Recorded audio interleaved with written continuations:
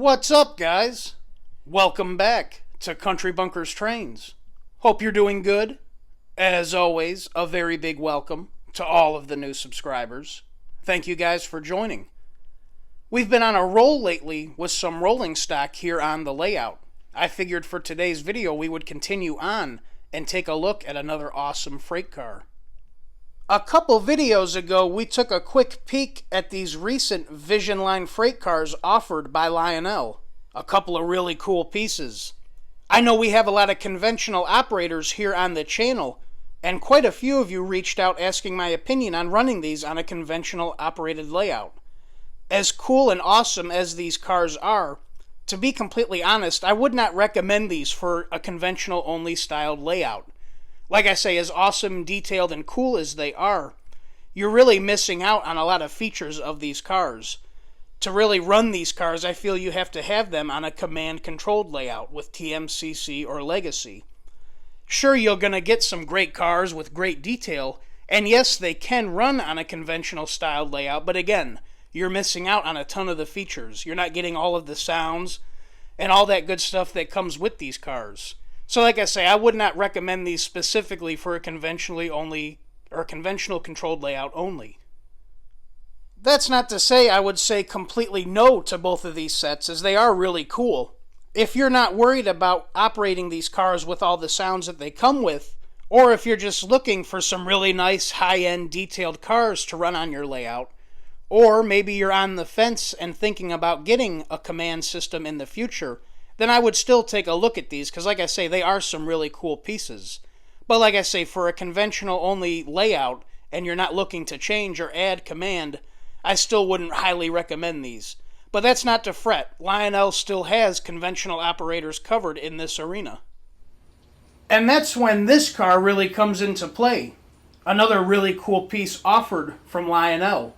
This one happens to be a Lionel State of Maine PS-1 sound boxcar, or freight sounds car. Like I say, another really cool piece. Lionel has offered various freight sounds cars throughout the years in tank car and boxcar form. And like I say, I really enjoy this one. This was my first sound car that I picked up almost a year ago.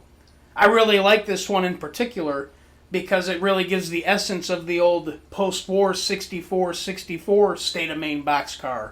I think it looks great. I know a lot of people aren't really huge on the sounds of these cars. However, I'm not one of them. As I mentioned in the Vision Line cars video, the kid in me loves the sounds out of these cars. It really brings a lot of life to the layout. The best thing about this car, aside from looking and sounding great, is it is conventionally operated layout friendly. This does not need command control to operate. All it requires is a little track power and some movement, and it's good to go. On the bottom side on one of the trucks is a sensor that senses the movement of the car, and it makes a bunch of racket.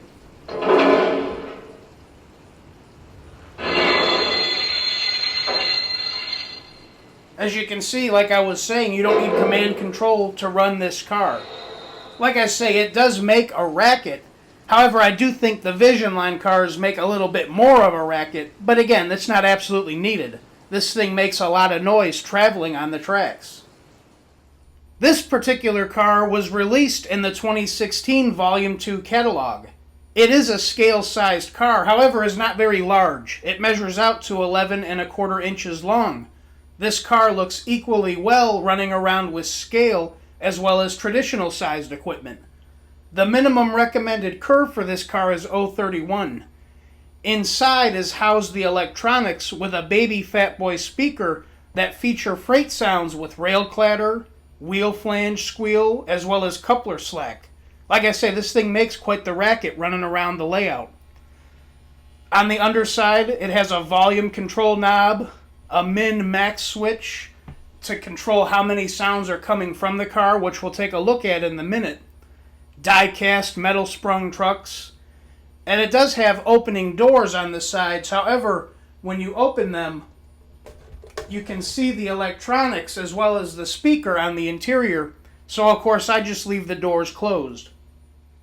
Of course, being a higher end Lionel piece of equipment, it's a great looking car.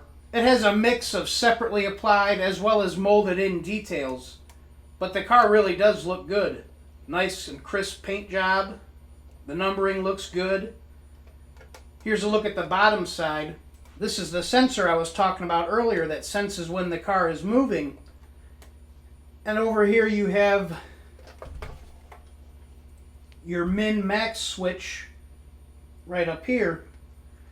This, like I say, controls how much sound is coming out of the car. You can turn it to minimum and get minimal sounds, or you can turn it to max. You can guess where I leave it. And then, of course, you can turn the sounds on or off with this switch right here. The volume pot is right here in the middle. You got to access it with a small flathead screwdriver. Like I say, all around a pretty nice looking car. You can see the trucks. Everything looks great. This was another item I picked up due to luck or chance. I found this one at my local train shop, Roundhouse South Trains, and I was immediately drawn to it being a state of Maine boxcar. As I mentioned earlier, it reminded me of the old post-war state of Maine boxcar. Once I found out it was equipped with freight sounds, it had to come home. And it's been a lot of fun. I've been running the wheels off of it. I like this car a lot. It was fun by itself, and it still is, and it's really cool being able to run it with the old post-war equipment to add a little bit more life to them. However, I normally operate this car along with the Vision Line sets, as I mentioned in the Vision Line freight car video. You can imagine the noise that comes from that train as it's running around on the tracks. But like I say, I think that's a lot of fun. It brings a lot of life to the layout. I did do a little looking around online at the popular auction site to get an idea of what the current world pricing is on these cars. I didn't happen to find another state of Maine boxcar, as I think these happen to be a little bit more popular. However, I did find a couple other road names, and they seem to be going for around the $130 mark. No, this isn't exactly a cheap car. However, when compared with the Vision Line cars, it is a little bit more of a bargain. No, you're not getting 2 extra cars with this car, or all the extra sounds, but again, you're able to run this on a conventionally controlled layout, and you don't have to worry about the command control.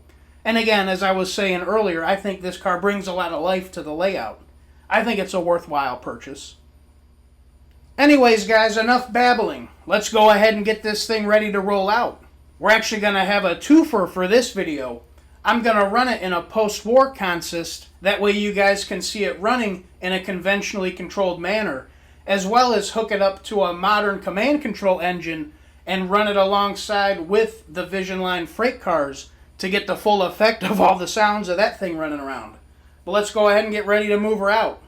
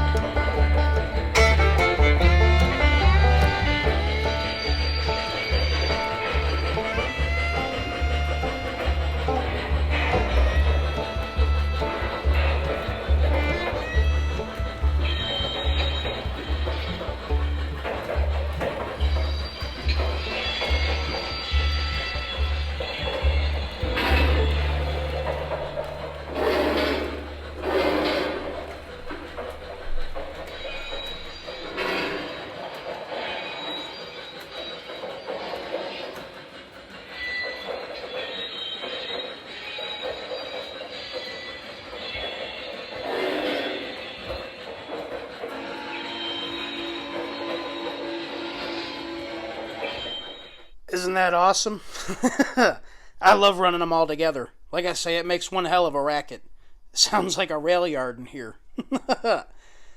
I hope you guys enjoyed this little video on the Lionel State of Maine PS-1 sound boxcar. If you did, please make sure to like, comment, and subscribe. It would be much appreciated. Until next time, guys, my name is Zach, and this is Country Bunkers Trains. Y'all take care. I'll see you the next go-round.